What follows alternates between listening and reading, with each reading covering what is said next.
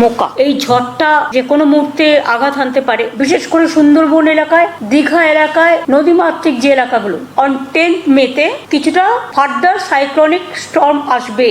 মোকা, তোমরা লিখেছো মোচা, মোচা বলে, কেউ আবার মোকাও বলছে। একটা লো প্রেশার পাবলিককে জানানোর জন্য যে ভয় বা আতঙ্কের কোনো কারণ নেই, গভর্নমেন্ট সবটাই নজর রাখছে, যেভাবে আগের সাইক্লোনগুলো আমরা সামলেছি। একটা low pressure area already form হয়েছে।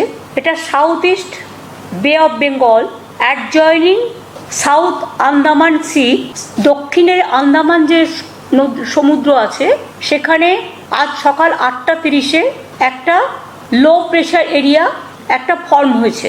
8ই মে মানে আজকে, এটা 9th মে এর জন্য over the same region and further, যেহেতু আন্দামানে হলে আন্দামান বাংলার পাশেই, বাংলায় অ্যাডজয়নিং এরিয়া মানে 9 তারিখে এবং লাইকলি 10 তারিখে একটু ঝড় বৃষ্টি।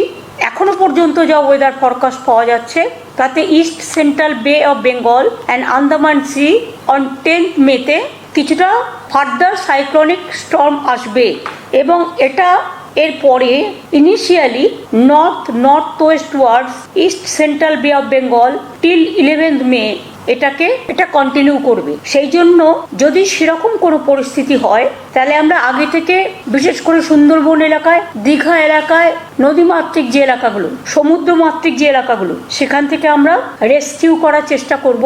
যদি সেরকম পরিস্থিতি হয় আমরা ওয়াচ করছি 10-11, আর তারপরে এটা বাংলাদেশ হয়ে মায়ানমারে চলে যাবে। ক্লিয়ার করতে পারলাম? এটা এখনো পর্যন্ত আইএমডি যে রিপোর্ট আছে ফর সাইক্লোন, এটা তার ইনফরমেশন অনুযায়ী বলছি।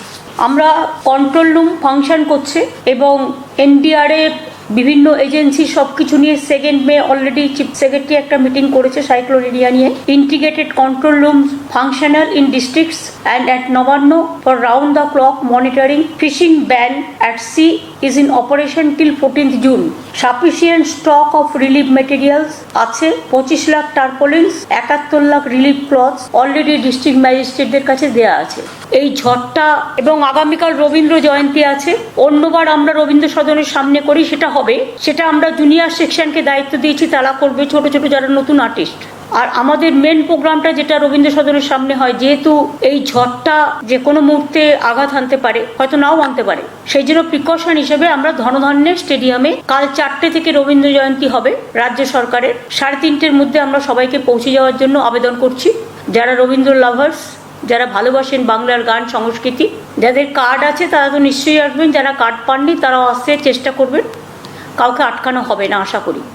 পুলিশকে ইনস্ট্রাকশনটা দিয়ে দিতে হবে।